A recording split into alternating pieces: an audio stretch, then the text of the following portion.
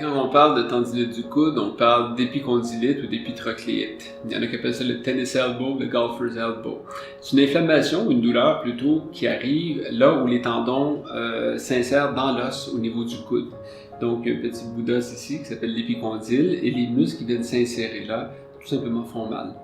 C'est la même chose du côté interne où il y a une épitrocléite, c'est comme ça son vrai nom, et c'est une douleur à l'insertion.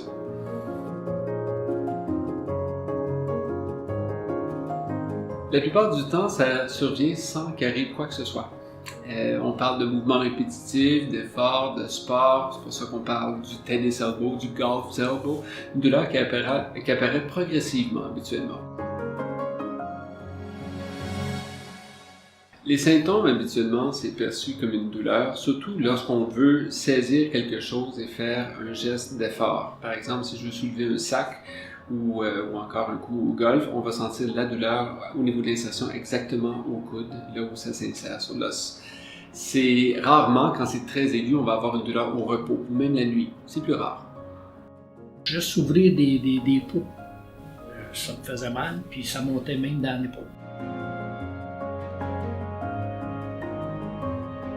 On va le dire tout de suite, dans la grande majorité des cas, 90% du temps, ça va guérir sans chirurgie. Que ce soit le repos, la glace, parfois la physiothérapie, un bracelet, rarement une infiltration cortisonnée, ils vont presque toutes guérir. 10% vont avoir besoin de chirurgie. Habituellement, c'est lorsque des déchirures ou encore lorsque la douleur est là depuis plus de 6 mois.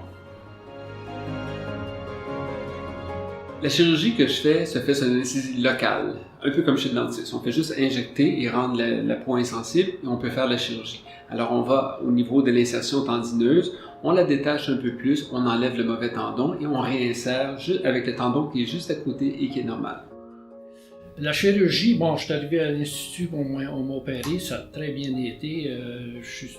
Au bout de 2 heures, ben, ça a pris même pas 1 heure l'opération. Je pense que ça a pris 45 minutes. Ça s'est très bien passé. Tourné chez moi, même conduit, j'étais capable de conduire. On m'avait dit, parce que c'était pas tellement loin, conduis pas trop ton auto, là, mais ça a bien été.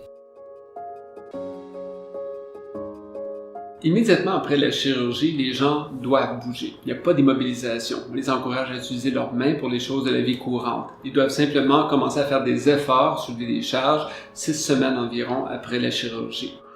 Mais en tout, la guérison complète survient habituellement autour de 3 ou 4 mois après la chirurgie.